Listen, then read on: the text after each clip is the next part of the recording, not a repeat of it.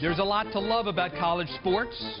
The competition, the traditions, the rivalries, and the personalities.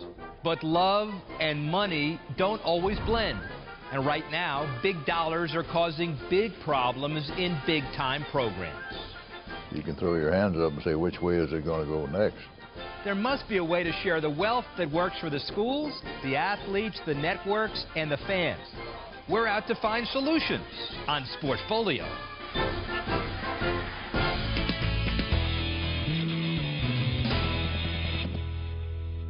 Hello, I'm Rick Horrow, and welcome to Sportfolio. And this week we focus on the business of college sports. It's clearly booming, but is it working? And we've invited an all-American panel to tackle this very question. Joining us from Princeton, New Jersey, the executive director of the Council of Ivy League Group Presidents, Robin Harris. From Denver, Colorado, former All-American college football player at the University of Colorado and a world champion skier, Jeremy Bloom. In our New York studio, two-time academic All-American basketball player at the University of Virginia and currently a member of the Knight Commission on College Athletics, Val Ackerman. A little later in the program, by the way, we'll also get a coach's view of college sports today from the legendary Howard Schnellenberger. But let's get this discussion started with a familiar business exercise. It's called a SWOT analysis. And I'll propose that the greatest strength of college sports today is the quality of competition leading to unprecedented popularity and profitability in the form of TV revenue. And if you ask 10 people what's the greatest weakness, the majority would probably say inequity, particularly when it comes to distributing revenue and integrity. Hey, Val Ackerman, in your view, what's the biggest opportunity for college sports as a business and also the most serious threat? I think that the opportunity of college sports is really to do what it's always done, and that is to round out the educational experiences of both the student athletes who participate on college sports teams as well as the non-student athletes who go to games and for whom being a part of the sports program as spectators is a vital part of university life. And I think the challenge is figuring out how to keep in balance those attributes together with the educational mission of institutions, and then on top of that, figuring out how to maintain the financial sustainability of athletic programs as they become commercialized in our current climate. Robin Harris, your perspective and opportunity and threat? Sure, and I agree with Val as to the educational aspect of intercollegiate athletics. And I think that the biggest opportunity for college athletics is really to feature what makes us unique, and that's our student-athlete stories. It's the leadership opportunities that they receive, the development opportunities. And I think what's happening as far as threats to college athletics is there is a greater emphasis on the commercial aspects, and that is tending to dominate the discussions in the media. Jeremy Bloom, opportunity, threat. Give us your perspective. Well, I think the biggest opportunity is just the brand of college athletics. It's the biggest strength for it. I mean, the brand of college football, the brand of college basketball, it's tremendous. I do think the biggest weakness is not realizing or allowing ourselves to realize that this is big, big business. And there's a ton of opportunity, which is not a bad thing. I mean, everybody wants to talk about how, college sports and how much money is coming in and all these things like it's a bad thing. It's an amazing thing, but we're just not doing the right things, in my opinion, with all the money that's coming in. One of the issues, guys, that might be seen as both an opportunity and a threat is conference realignment, conference musical chairs, let's call it. This week, the Mountain West and Conference USA agreed to pursue a merger, creating a 22-team mega league for football. But at the same time, 5 of those teams are considering invitations from the Big East. Robin, as the leader of a conference that has no public plans to expand, do you think this flux bodes well for college sports or not? I frankly think this situation is a bit of a mess. I think it's really hard to justify geographically what's going on right now. And I agree with Jeremy. We shouldn't be afraid to say, yes, there are programs that make money, and that's a good thing because they support the other programs, the non-revenue programs at our schools. and we shouldn't be afraid to talk about it. But when the emphasis becomes on making decisions for commercial reasons, I think that's when it's problematic. And I have to say, I'm thrilled to be in the Ivy League because we are staying at 8 schools. We know who we are. We're comfortable with where we are. We're in a good geographic footprint, and we're staying put. Val, pick up, though, on the realignment issue. It stretched conferences regionally. Look at the Big East wooing Boise, as we said, and that's got to be tough on athletes. Academically, what do you think? Well, I was a student athlete myself at UVA at a time when the conference was much smaller, the ACC conference, that is, and I can really attest that travel is something to this, especially for the non-revenue sports and the sports that play more regularly than once a week. Well, we understand in the future that we're training a whole bunch of students to learn how to get through airports better than ever before. And Jeremy, you're an expert at world-class travel, but you've also tweeted that you're loving realignment. Why is that? Well, I don't think we've ever seen so much change going on in the climate of college athletics, and I love that because I think change has been needed for a very long time, and nobody really knows what's going to happen with all the conferences. There's so much dust in the air. It feels like people are just playing musical chairs, but nobody wants to get left out of what could be a super conference, and I think that might be where we're headed. But I think what's going to happen, my biggest hope, is that this is going to lead to a playoff system, something that's fans have needed for such a long time. It's ironic, Jeremy, and everybody else, that the instability that's been created, the conference musical chairs, we may look back 5 years from now and say this is the start of a college football playoff system as we know it. We'll just have to see. But realignment is a hot topic in college sports. We'll take on an even touchier subject coming up. Do student athletes get their fair share of the windfall that is college sports? A legendary football coach says absolutely. The scholarship is a very good scholarship. It covers virtually everything there is to cover. But others think it's time to pay for play. Our panel puts in their 2 cents when we come back.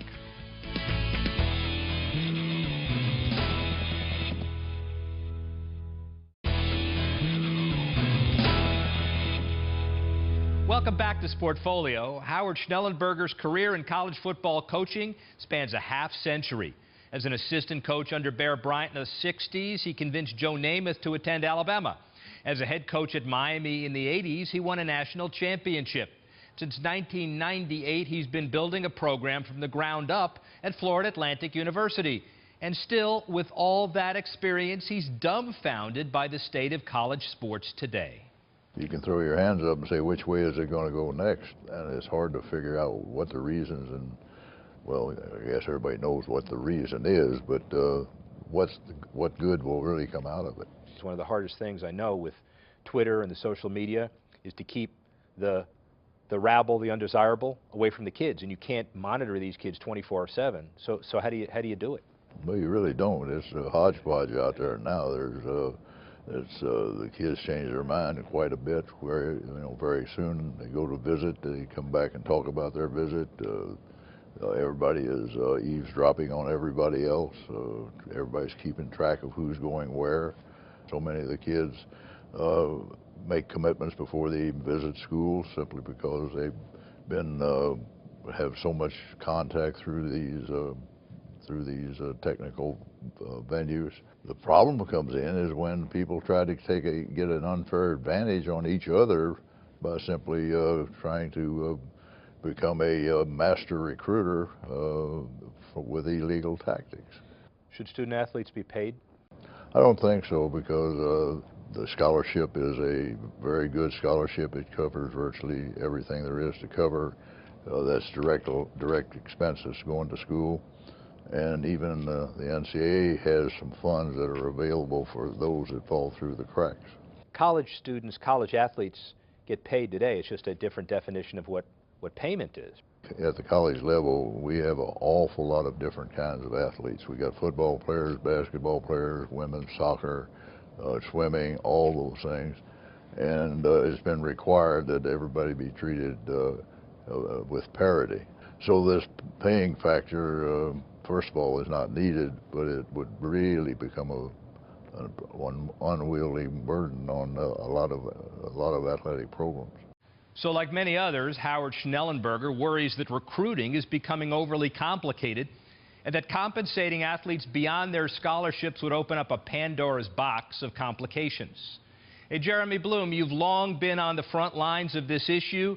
Do scholarships alone give student athletes an equitable and sufficient share of the economic benefits they generate?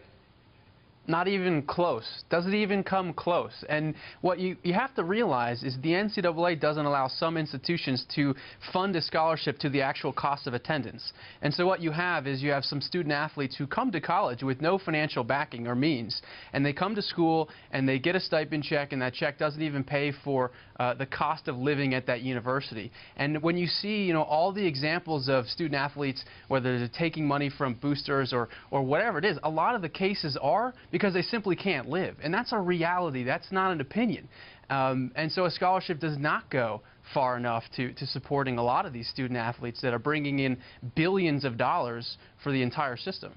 Well, Bloomberg News compiled statistics on revenue and profits from college football in 54 major conference programs in 2010, and the top 5 averaged well over $50 million in operating profit.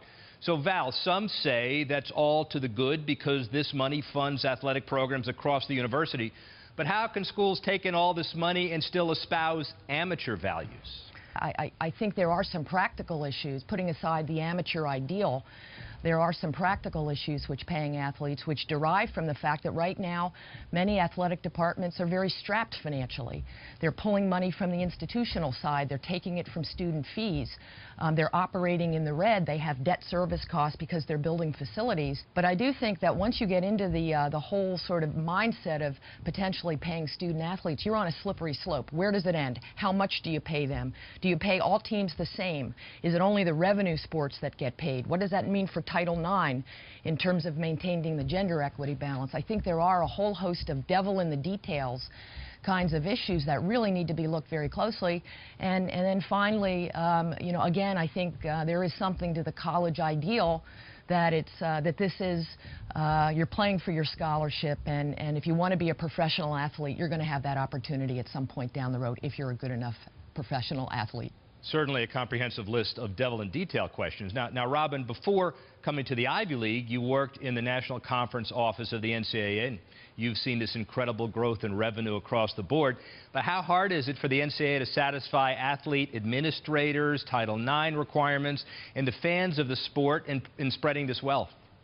Well, I think that the revenue is shared, and there actually are 2 funds that are established for student athletes that allow them to, one is based on need, and then one is really available to all student athletes that allow them to supplement their scholarships to do things like buy clothes, to travel home, to buy computer equipment and things like that. And so I think that tends to get ignored.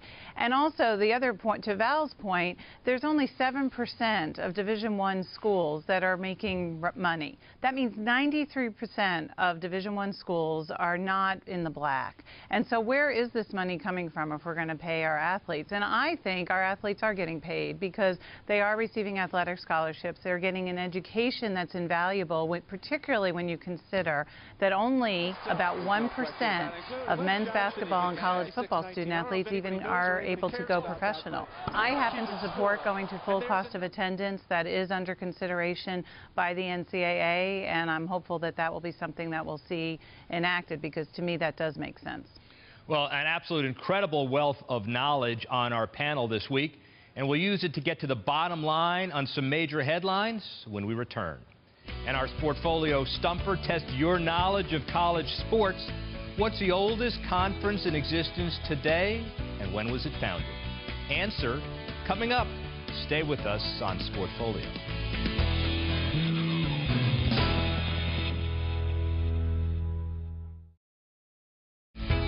Here's the answer to the Sportfolio Stumper. The oldest conference in college sports? The Big Ten. Founded in 1896. Welcome back to Sportfolio, and I'm Rick Horrow talking college sports with 2 distinguished guests. Val Ackerman of the Knight Commission on Intercollegiate Athletics and athlete-turned-broadcaster Jeremy Bloom, who is here to give us the bottom line on some recent headlines from the world of college athletics. The first, a story that was broken last month by Bloomberg News. Between 2007 and 2010, donations to the largest college sports programs rose about 24%, even as the economy slumped, partly because schools made larger gifts a requirement for the right to buy premium seats. But bottom line, Val, how do schools cultivate and solicit loyal alumni without giving boosters the expectation of influence? Donor philanthropy at the intercollegiate level, I can tell you, is very important. I have some familiarity with this with a number of institutions, in particular because the costs of running athletic departments are rising. The amounts of the gifts may in fact be rising. It's not a surprise because there's always rich people out there who are very loyal to their undergraduate alma maters and want to make big gifts. And in terms of managing the expectations of big donors, it's what good leaders have to do at the intercollegiate level. They have to sort of put up the firewall between the athletic department and the big donor who maybe gave a big gift and now wants to have some say on the future of the football coach or the future of the men's basketball coach or who gets to be hired when either of those coaches gets fired. Jeremy, your take on this situation? Well, I just think that people, especially the alumni, are so passionate about the schools that they went to, and they'll buy anything. I mean, toilet bowl seats with the name on them, the flags for the cars, it doesn't matter. And I think that's great. It's great for college athletics. I don't see anything bad about the giving being up. And Jeremy Bloom just laid claim to an equity interest in the University of Colorado toilet seat concession merchandise process. Thank you very much. Here's another headline from Bloomberg News. Despite across-the-board cutbacks to academic departments in 2010, Rutgers increased funding for sports. Football coach Greg Schiano earned $2 million.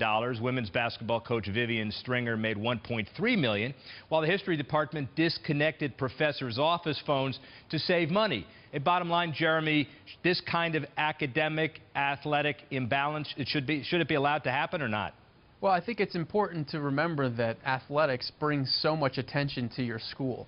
And so it's a great marketing arm and tool to get students to want to go to your school. So I don't see that as being the problem.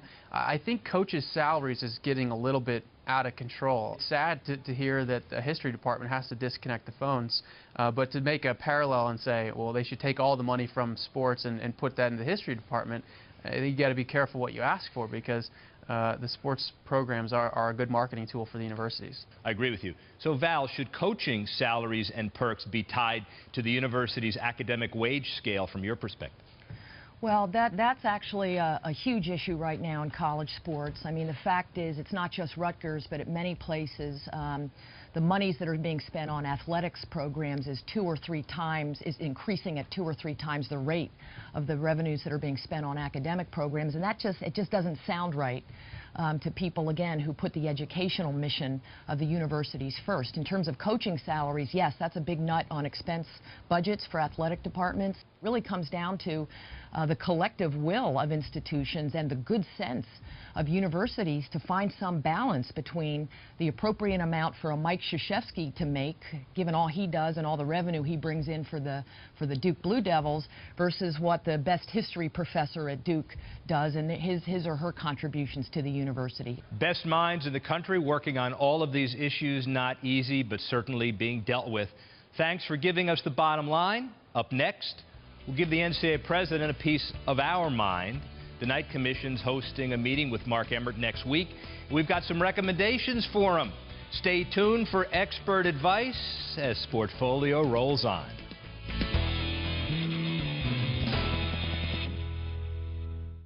Next week on the program, Stan Kasten joins us to assess the NBA labor negotiations, and I sit down with Tim Lewicki of AEG. He's a man behind Farmers Field in Los Angeles. If he builds it, will the NFL come? Check it out next week on Sportfolio.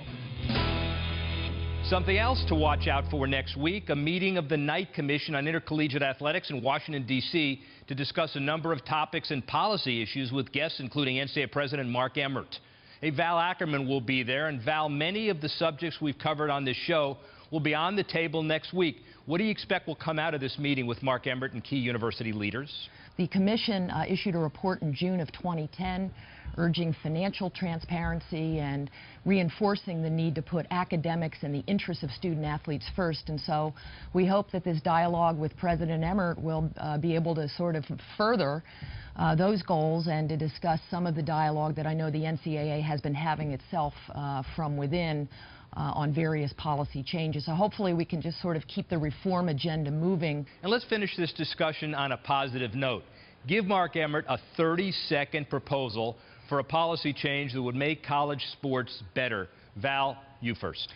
You know, I would really make it, Rick, all about the incentive system. Right now, the incentives in college sports, the most meaningful ones, the most behavior modificational ones, if that's a word, are all about money. $350 million is paying out now for appearances and wins in college football, BCS, and in college basketball, and no money is being paid out to schools on the basis of academic performance. And one of the recommendations that the Knight Commission had in its report last June was just that the monies that are now coming into the NCAA from the national television contract from basketball, we're recommending that some portion of those monies be set aside and paid to schools on the basis of their academic performances. Robin, your suggestion to Mark Emmert.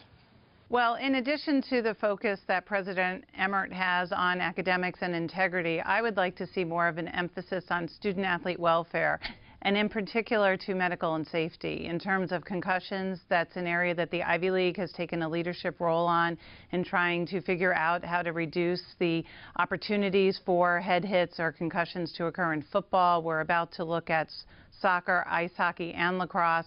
But also, I'm concerned about overuse injuries. They're not necessarily occurring in college, but I think they're occurring at the youth level. And what can we do as colleges and universities to try and go back to a time where sports are seasonal and not necessarily year-round endeavors for the same sport? Robin Harris, Jeremy Bloom, Val Ackerman, thank you so much for bringing your ideas and passion to the table on Sportfolio. And now it's my turn to make a recommendation to the NCAA. It's simple. Take a portion of the immense resources now spent on enforcement and put it towards creative solutions to compensating student athletes as your partners in this billion-dollar business. In other words, instead of hitting players over the head with the rule book, rewrite the rule book. There are at least 3 reasonable proposals that would give athletes equity participation in college sports. The NCAA could pay insurance premiums for athletes who legitimately anticipate significant future income from athletics. And in lieu of stipends, loans could be granted against future earnings coupled with the insurance program.